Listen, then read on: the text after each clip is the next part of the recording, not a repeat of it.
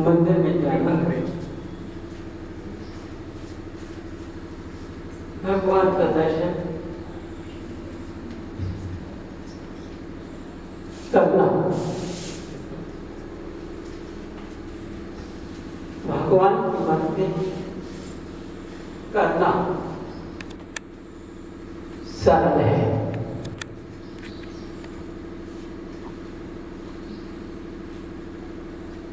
समझिए, बिल्कुल सरल है। लेकिन समझो हमें जिनालय जाना कैसा है?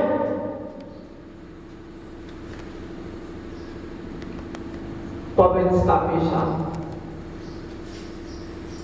भाव के साथ, आस्था के साथ,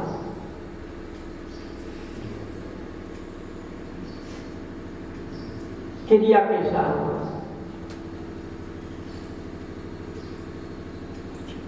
क्रिया क्या है? जब हम कैसे जिनालय जाते हैं तो हमको पहले घर में ही अपना पवित्र होना, शरीर को शुद्धिकरण करना, शुद्ध वस्त्र पहनना, भाव को पवित्र बनाना।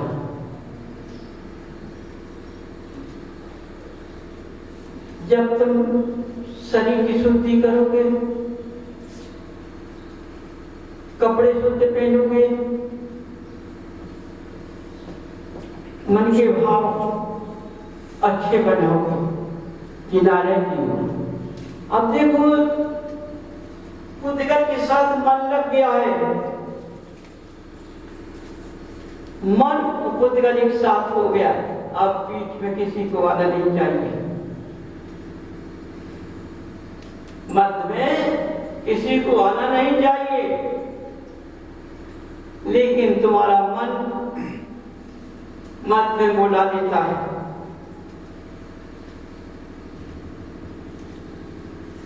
किसको बुला देता है? मोह। तुम्हारा मन मोह को बुला लेता है। भाव क्या थे? जिनालय जाएंगे, पूजन करेंगे, भक्ति करेंगे। अंदर से विचार किया, कितना पवित्रता का भाव आया। लेकिन जब जाने लगे तो मोह मेरे पास आ गया।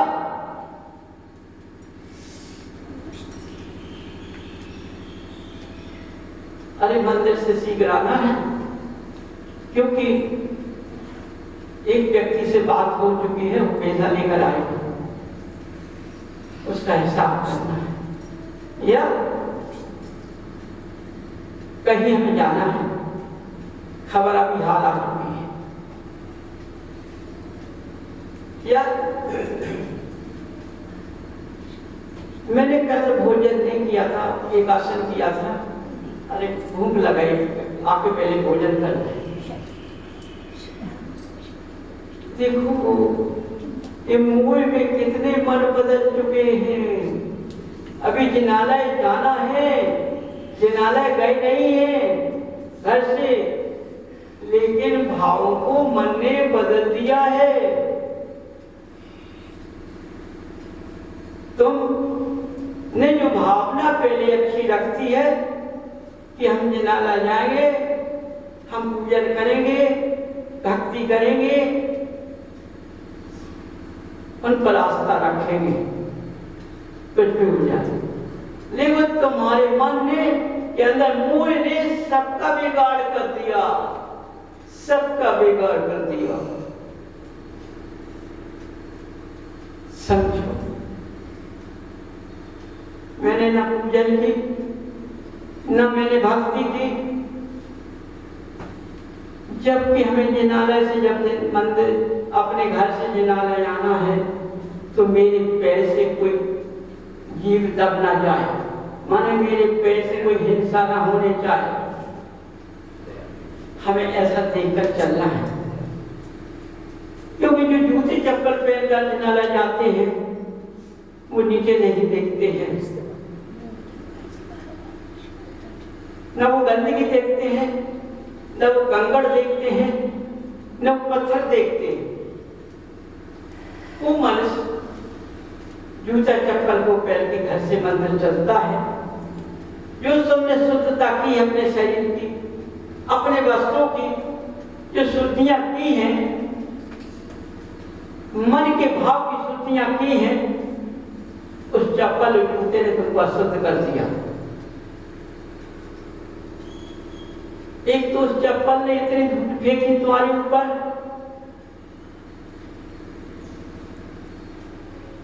कि तुम्हारी होली खेलती उसने, इससे धूल से पीछे बस्ते भी बढ़ गए, बाल भी बढ़ गए। ये हमें दिखा नहीं रहे, ये एक दूसरा देख रहा। उस चप्पल ने ऐसी होली देखी खेली है, उस जूते ने भी ऐसी होली खेली कि हमारा नीचे का वस्त्र बढ़ गया है। हमारे जैसे कितने जीव दब गए, जूते से दबते गए। हम जिनाला पहुंचते हैं अशुद्धता है। जब अशुद्धता पहुंचते तो भाव भी अशुद्ध हो चुके हैं, हिंसा के दोषी बन चुके हैं। हम शुद्ध नहीं, हम हिंसा के दोषी बन चुके। बंधुओं जरा ध्यान से सुनना, पवित्रता का तुमने त्याग कर दिया, तुम्हारे अंदर से सारी पवित्रता चली गई है,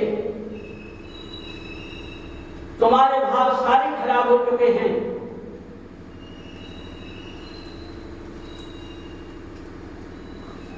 यदि मंदिर के दरवाजे आते तो जल से पैर धोते तो ऊपर का पंजा धोते हैं, नीचे का तलवा नहीं धोते। नीचे का तलवा अशुद्ध है, ऊपर का पंजा पवित्र। समझो, तलवा अशुद्ध है।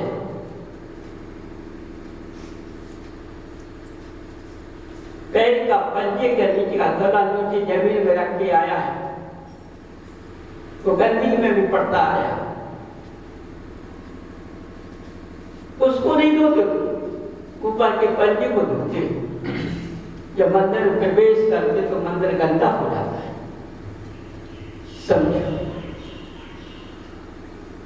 बंधु, तुमने स्नान किया, वस्त्रों को पवित्र पहना, धुला पहना, मंदिर के भाव अच्छे बनाए, सारे बिगड़ गए। तुम मंदिर आए जरूर हो, लेकिन मंदिर में नहीं हो। ये तुम्हारा भक्तन मंदिर में नहीं आया, ये कुबुद्धि मार्ग पर चला गया, कुबुद्धि मार्ग पर, ये कुदों के रास्ते पर चल गया। तुम्हारे भाव अंदर से भाव खराब हो चुके हैं। एक किस्म आज देखना, तुम जितना घर घर में लड़ाइयाँ होती हैं तो भाई भाई से लड़ाई होती है तो मंदिर त्याग देते हैं, भगवान त्याग देते हैं। समझो, खुद को नहीं त्यागते, पत्नी नहीं त्यागती, पुत्र नहीं त्यागते, माया नहीं त्यागती, घर नहीं त्यागते, मंदिर त्याग देते। कितने महान मनुष्य, बोलो, कितने महान मनुष्य हैं।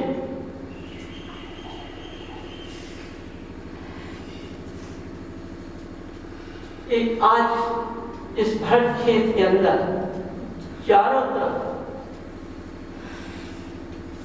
जो बीतरागता को मानता है वह जीव बीतरागता पर नहीं है। कृष्ण का जीव क्या महान विद्वान,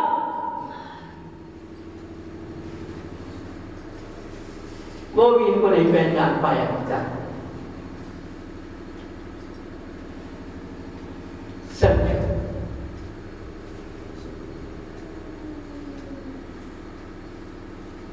अपना मनमाना धर्म चला लेते हैं। धर्म मनमाना नहीं होता है, धर्म धर्म होता है। धर्म किसी के बस में नहीं होता है। धर्म को कोई गिरा नहीं सकता है, धर्म को कोई पकड़ नहीं सकता है। पकड़ सकता है जो पवित्रता की पहचान करता है। आज के ज्ञानियों ने पवित्रता की पहचान को नहीं कर पाए, इनके भेष को भी धर लिया तो उन्होंने नहीं पकड़ पाया।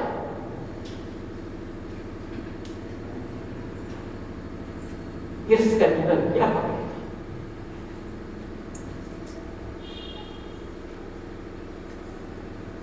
सत्यो भाई,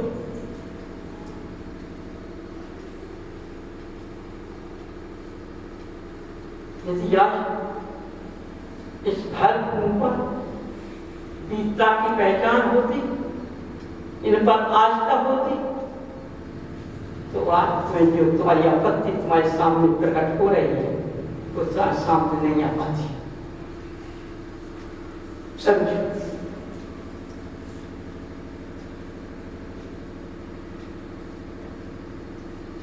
अग्नि जल से बुझती है, किसी से नहीं बुझती है। तुम्हारे यहां जल की प्राप्ति नहीं है, अग्नि की प्राप्ति है। अग्नि वाले को कुछ दिखाई नहीं देता।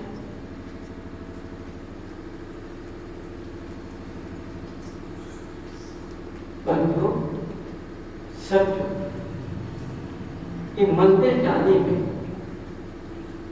कितना भाव की निर्मलता होना चाहिए। मंदिर के आने में कितनी निर्मलता होना चाहिए। जब हम घर से चलेंगे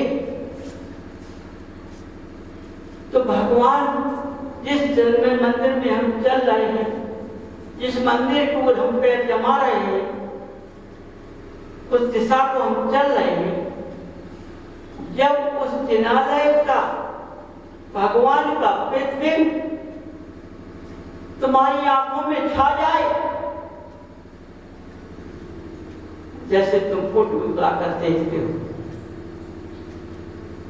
कि हमारी बच्ची की कितनी अच्छी है, बच्चे की कितनी अच्छी है, पति की कितनी अच्छी है, स्वयं की देखती हो कितनी अच्छी है। ये सब कागज पर देखा है तुमने, लेकिन तुम्हारी आंखों में एक कागज का पर्दा चढ़ा हुआ है। तुम्हारे अंदर, तुम्हारे नेत्रों में भगवान का दर्पण नहीं है, इसलिए तुम्हारे तुम्हारा दर्पण नहीं। तुमने ऐना से अपना चेहरा देखते हो ना, तो अपने चेहरे को नहीं समझ पाते हो। चेहरा देख जरूर लेते हो, लेकिन चेहरे को उससे देखकर भी नहीं समझ पाते कि मेरा चेहरा क्या मांग कर रहा है, मेरा चेहरा किस ओर जा रहा है, हमारे चेहरे की मांग क्या है, हमारे चेहरे की इच्छा क्या है। इस दर्पण से तुमने आज तक नहीं लगा पाया, तो इनका दर्पण तुम्हें कहां से मिल जाएगा। बंधु, जैसे कांच का शीशा, ऐसी आंख की रोशनी कांच के शीशे के समान होती है, कितने दूर का दिखता है स्वच्छ, शीशे साफ दिखता है, सामने से साफ दिखता है। यदि तुम्हारे दर्पण के अंदर, तुम्हारे नेत्र के दर्पण के अंदर यदि ये प्रतिमा तब पृथ्वी तुम्हारे अंदर कष्ट आए, ये तुम्हारे अंदर से नहीं डर सकती है। यदि नहीं डर सकती है तो समझ के तुमने इनका रास्ता जमा लिया है। तुम्हारा अंदर आना, अंदर में दर्शन करना, भक्ति करना, पूजा करना, सब सार्थक है। यदि उनका प्रतिबिंब तुम्हारे आपके अंदर नहीं है तो तुम्हारा अभी सब दिखावा है। जन्मानी कहती है कि बेटे पाखंडी धर्म मत करो, पाखंड में भगवान नहीं होते। ये तुम्हारा पाखंडी धर्म है। कितना विलाप करती है जन्मानी। आज सोचो, जिस महिला का अंगहीन बच्चा होता है, जब महिला वो बच्चे को लेती है अपने बालापन में, तो जब उसका अंग सही नहीं होता है तो बच्चा का शरीर कहाँ लटक जाता है, पैर कहाँ लटक जाता है, पीठ का कबूतर कहाँ लटक जाता है। सोचो, बच्ची को देख के विलाप उठता है। कोई पूछता है क्यों, ये बच्चा कैसे हो गया, ये बच्चा पेट से उगा, पेट से उगा, ये पूर्व कर्मों का बंध है। जब मैं पूर्व में ऐसे कर्म किए, जब मैंने अपने शरीर से बच्चे को पैदा किया, ऐसा मिला, और सिर्फ अपने आंखों से देख रही हूं या देख रहा हूं, तो हमें सुधार करना चाहिए, सुधार करना चाहिए। भगवान से विनय करना चाहिए, भगवान का रास्ता जमाना चाहिए।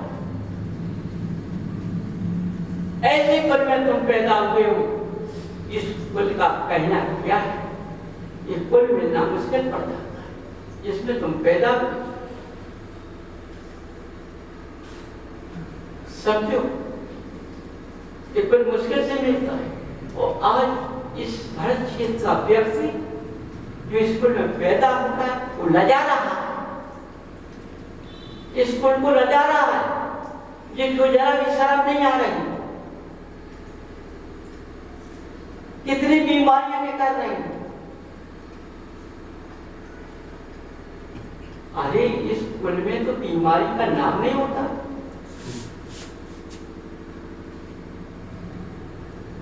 समझो,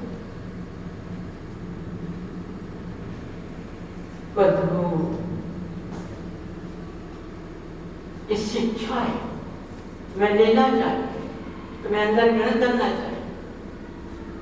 आज कितना बड़ा प्रदूषण में कहां गिरा है,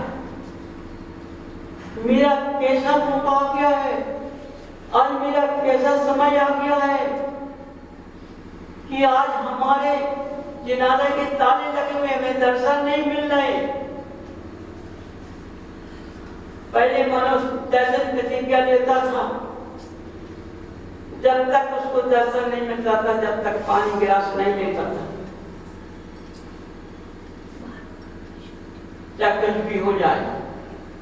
लेकिन जब आस्था पर जम जाता था, क्या कुछ बिना दर्शन का जल नहीं मिले तो भगवान दर्शन देते थे, जिनालय मिल जाता था, उनका दर्शन हो जाता था। समझो, आज कैसा समय, समझो, चारों बताओ कितने तुम पापी जीव कहलाए, कितने पापी जीव कहलाए पुण्यशाली नहीं है।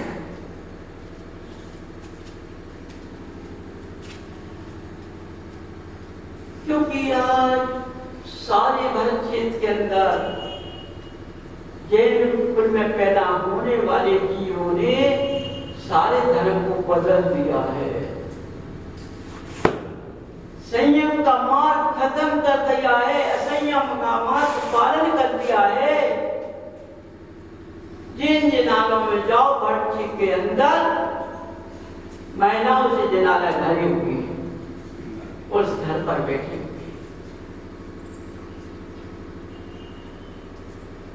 ये मिथ्यावादी सारा तब चल रहा है। और विद्वान क्या कहते हैं, ज्ञानी पुरुष क्या कहते हैं, टोड़ी फतेहपुर के अंदर मिथ्यात्व मार्ग है। ज्ञानियों, टोड़ी मार्ग में मिथ्यात्व का मार्ग बिल्कुल नहीं मिलेगा। कोई दिखा दे जरा तो मैं समझ जाऊंगा। इतना भी विद्वान को आगे हमें दिखा दे तो यही मिथ्यात्व है, मैं समझ जाऊंगा कि तुम ज्ञानी हो। उन महिलाओं को लज्जा होना चाहिए, उनको शर्म होना चाहिए।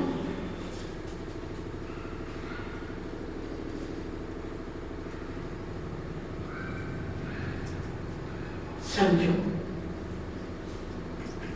अपने शास्त्र से ज्ञान लगाओ, अपने धर्म की महिमा से ज्ञान लगाओ, अपने भगवान तीर्थंकर से ध्यान लगाओ।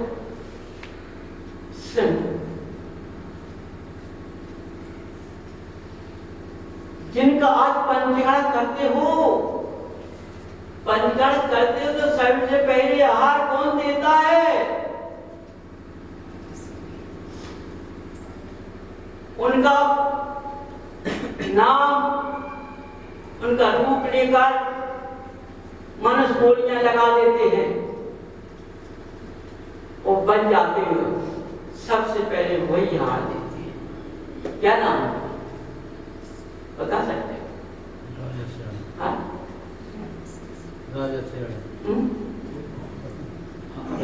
राजा श्रेयांस कहते हैं।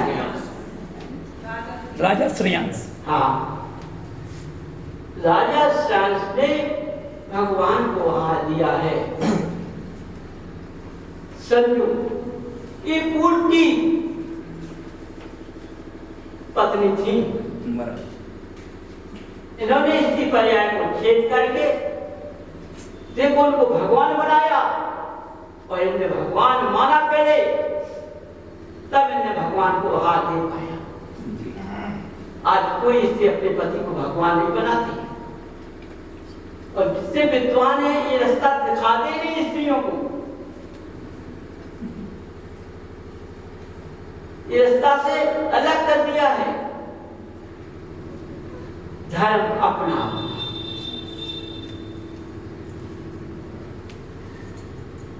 धर्म अपना तो है, लेकिन जब मेरे धर्म में भक्ति में बाधा करती है, यदि मेरी भक्ति में किसी को तकलीफ होती है तो मेरी भक्ति अभी निष्फल है।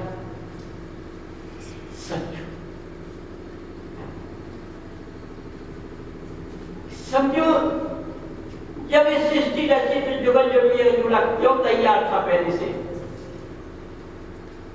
इतना उसका अपने अंदर से ज्ञान की परिभाषा से देखे।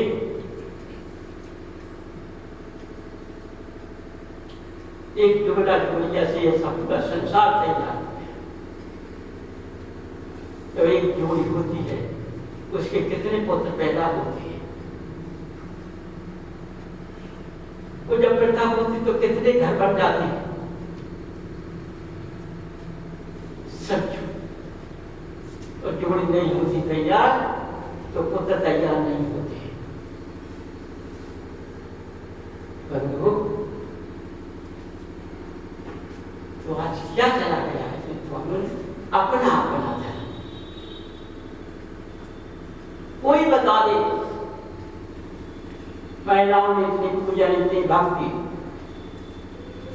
कोई पत्थर लिया कहना नहीं चाहता, तो वो भी यही घूम रही है।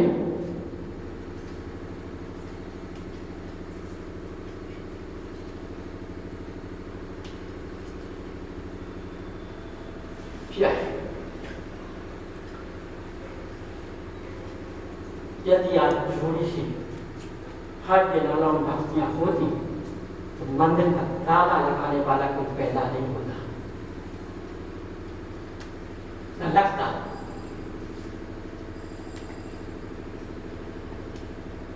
धर्म कानून को भी काट देता है।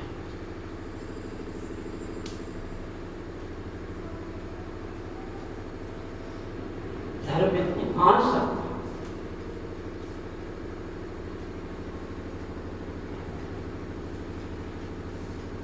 लेकिन क्या चलेगा? डिप्पी और बैग। जैसे बच्चे को नाश्ता कराती है ऐसी थालियां,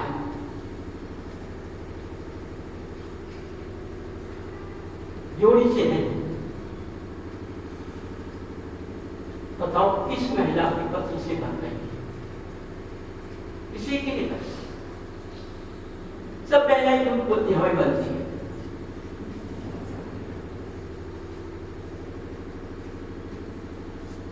धर्म देखो आज, ये धर्म मिथ्यात्व मैंने पाला, मिथ्यात्व में क्या हो गया कि हम जितना पूजन करते हैं वो पूजन नहीं मिली, बिना पूजन का खाना पड़ा तो सबको खिला दिया।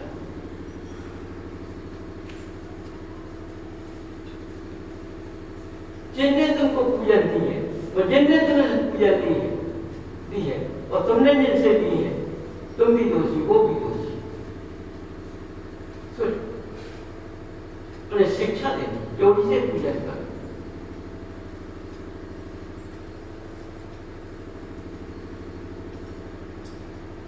आज क्या है, जैसे दुकानदार ग्राहक को पठाता है अपना सामान बेचने, तो आज के सौदागर भी कई बन गए हैं, महिला को पटाते रहते, पुलिस वाले पुलिस को भी पटाते।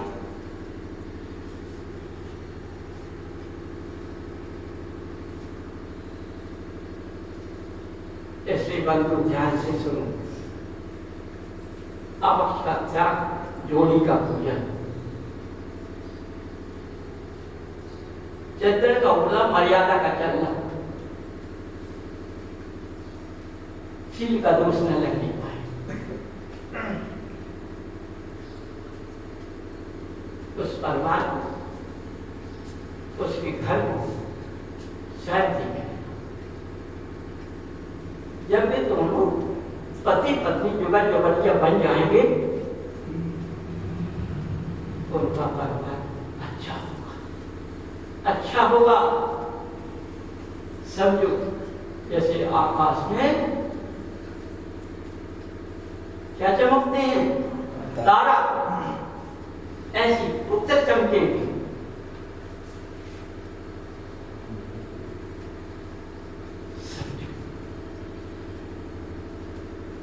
इस तरह से बनना चाहिए।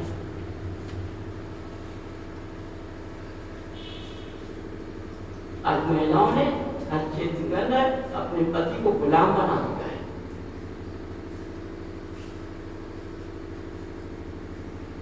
और पुरुषों ने आज अपनी पत्नी को अर्धांगिनी बना हुआ है। दोनों में करना है।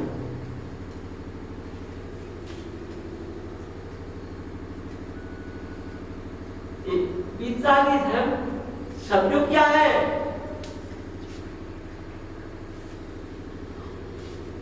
जब इनके दर्शन करने आते हैं जितने, तो इस तरह से तुम चलोगे, बन के दर्शन करोगे, भक्ति करोगे, जब तुम्हारी भाव प्रकट होंगे तुम्हारा रिश्ता अच्छा चलेगा, अच्छा रहेगा, तुम्हारा जीवन अच्छा चलेगा।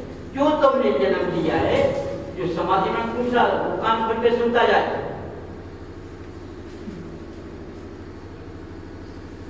कि हम जो जन्म लिया है उन पूर्ण कर्मों को काटने के लिए हमने इस जन्म पर पर्याय में जन्म लिया है।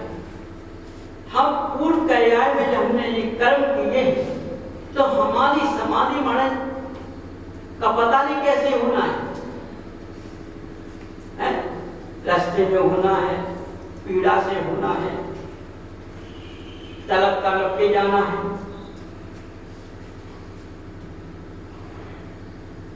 कि एक्सीडेंट से जाना है, कि गिर कर जाना है, कि कोई पता नहीं। समझे? यदि तुमने अपने इस जैन पर में आकर के कर्मों को काटने के लिए अच्छी भक्ति कर ली तो तुम्हारी दशा बदल है। जो होना होगा वो नहीं हो पाएगा। सब सही समाधि प्राप्त रहेगा। समाधि प्राप्त तब सही होती है जब इस संसार की बाजार से कोई वस्तु पर ध्यान ना हो और हमारी आंखों में, हमारे भावों में, हमारे मन में भगवान का प्रतिबिंब आ जाए। आंखों में मैं उनका देखता हुआ जाऊंगा तो मेरा जीवन सफल है। समझो, तो जीवन मेरा सफल है। आप क्या कहते हैं? सोता हुआ चला जाता। अरे कुछ नहीं है, सोता हुआ चला गया। देखो, उसने पूर्व में अच्छा किया, इसलिए सोता इसलिए चला गया है कि उसने कुछ देखा नहीं, सोकर चला गया। समझ पाया कुछ नहीं, पूर्व के लक्षण से ऐसा चला गया।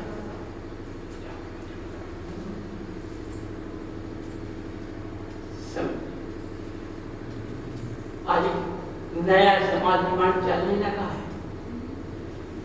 समझो कि जब से मनुष्य ने त्याग किया है,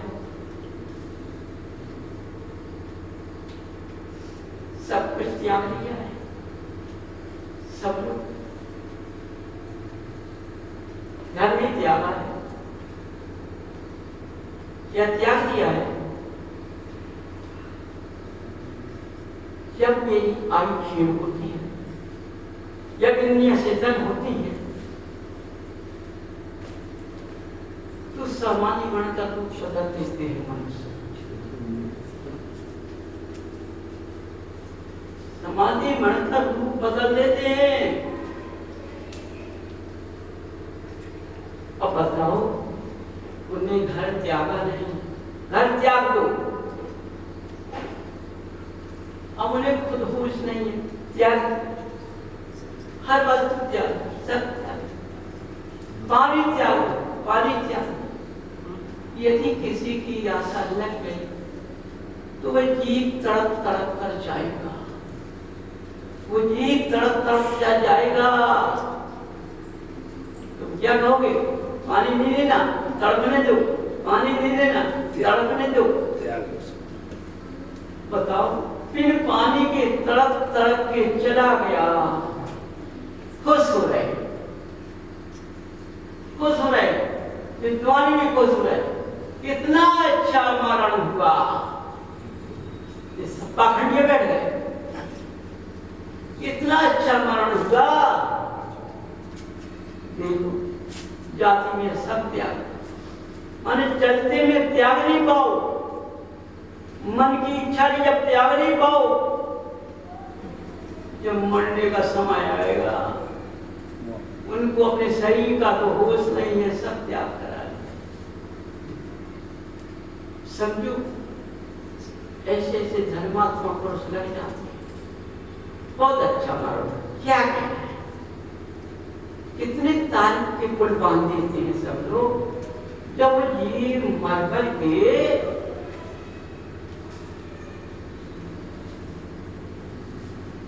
क्या कहते हैं, भैया इतना अच्छा मरण था तो बिल्कुल स्वर्ग चला गया, बिल्कुल गति अच्छी बन गई। जब जीव लौट कर घर में आ गया, वो घर के सदस्यों को परेशान परेशान करना चालू कर दिया तो कोई भैया जी क्या बोलते, अम्मा जी मैं भगवान छोड़ दूंगा। देखो जब क्या बोल रहे थे, अब क्या बोल रहे हैं। वो घर में सदस्यों को पेड़ने लगा। बंद हो, ये समाधि मरण सही नहीं है। समाधि मरण स्वयं से होता है, स्वयं इच्छा से होता है। जब स्वयं इच्छा से समाधि मरण करोगे, स्वयं इच्छा से हर चीज का त्याग करोगे तो कोई तुम्हें सता नहीं पाएगा। अरे पानी का त्याग दूर है, माया का त्याग दूर है, पहले अपने शरीर का त्याग करना चाहिए। हमें शरीर से कोई मतलब नहीं है, इस परिवार से हमें कोई मतलब नहीं है। परिवार त्यागा जाता है, शरीर त्यागा जाता है। जब आपत्ति आएगी तो शरीर पे ध्यान नहीं देना पड़ेगा। इसने ध्यान नहीं दिया तो मैं ये सब तपा नहीं पाएगा, चला जाएगा। वो जीव इस घर में लौट के नहीं आएगी।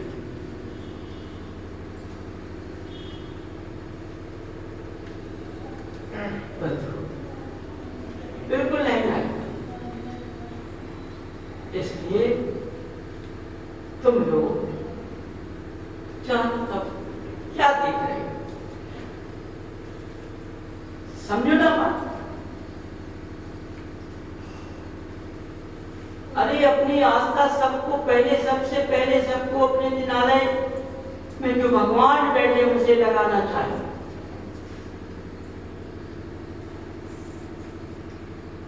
आज मार्गदर्शन देने वाला कोई सही नहीं।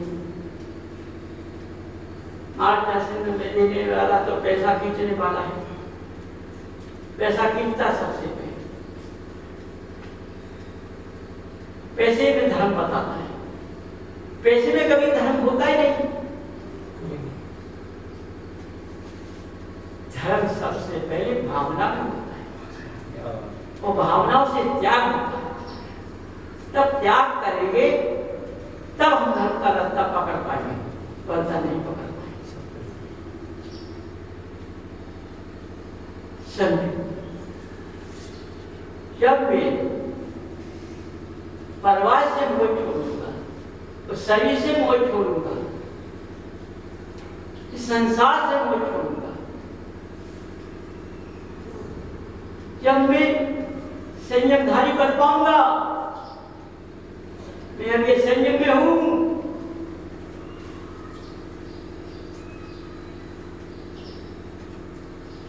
इसलिए बंधुओं, ये जीवन जो मिला है, समझो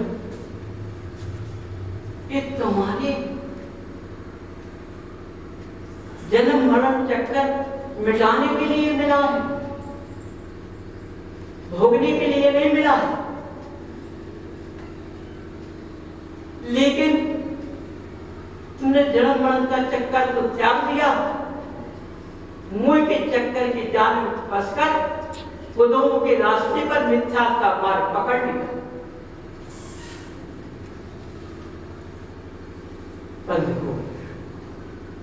देखो, न तुमने आज अपनी पत्नी को पहचान पाया, न पत्नी ने पति को पहचान पाया। जब एक दूसरे को नहीं पहचान पाया तो भगवान को क्या पहचान करेगा? उसकी औलाद में क्या पहचानेगी?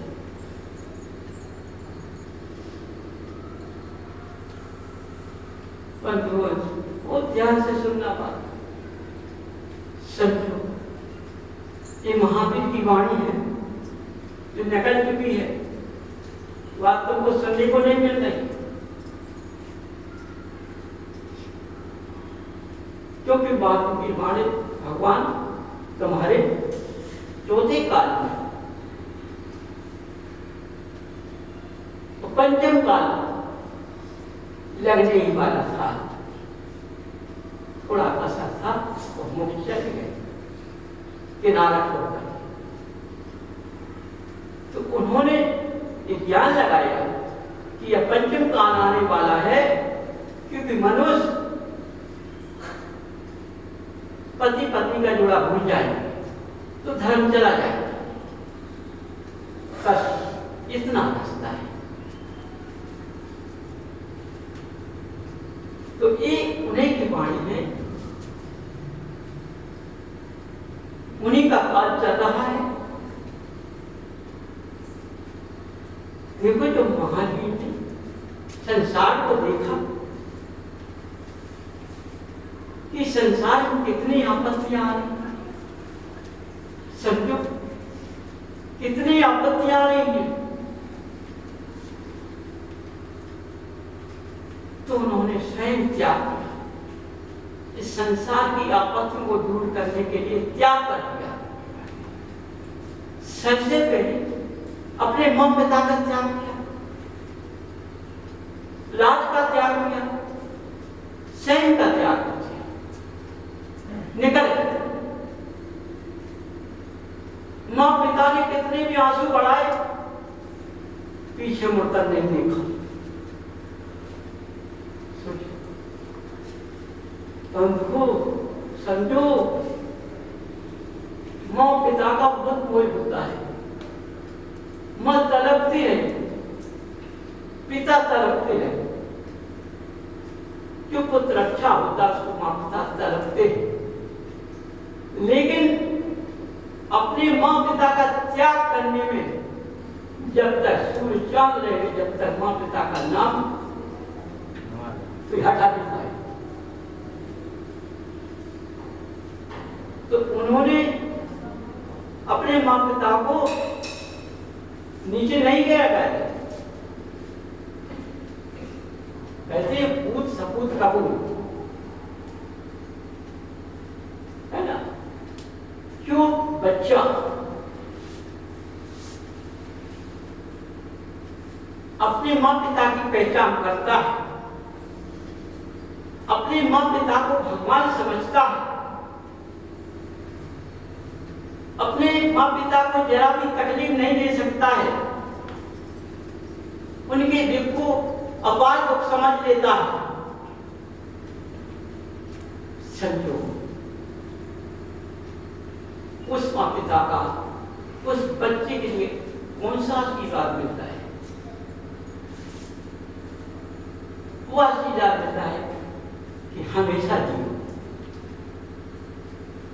वही पुत्र आगे उठता है, वही पुत्र आगे उठता है, आगे उठने के बाद भी अपने माँ पिता को नहीं भूलता है। वो आज के पुत्र आगे उठ जाते तो माँ पिता को भूल भी जाते हैं, समझे, भूल भी जाते हैं। उनको ध्यान नहीं रहता कि मेरे माँ पिता है, उन पर ध्यान ही नहीं। उस माँ पिता ने किस तरह से पढ़ाया, किस तरह से भगवान से विनती की, किस तरह से तुम्हारे प्रति दुआ को निकाला, तो तुम्हें ऐसा उठा दिया कि तुम्हारा रंग महल बन गया, तुम आकाश मार्ग में घूमने लगे। कि पिता की मां के आशीर्वाद से तुमने पहचान छोड़ दी, तो तुम्हारी पहचान छूट जाएगी, तुम्हारी संतान होगी और तुम्हें छोड़ देगी। समझो, तो एक दूसरे को पहचान होने चाहिए। अपनी मां को, अपने पिता को, अपने पुत्र के प्रति गलत भावना से नहीं देखना चाहिए, गलत भाव से नहीं देखना चाहिए, गलत रास्ते से नहीं चलाना चाहिए, गलत रास्ते से चलने रोक देना चाहिए, ऐसा मोह नहीं रखना चाहिए। प्यार करना,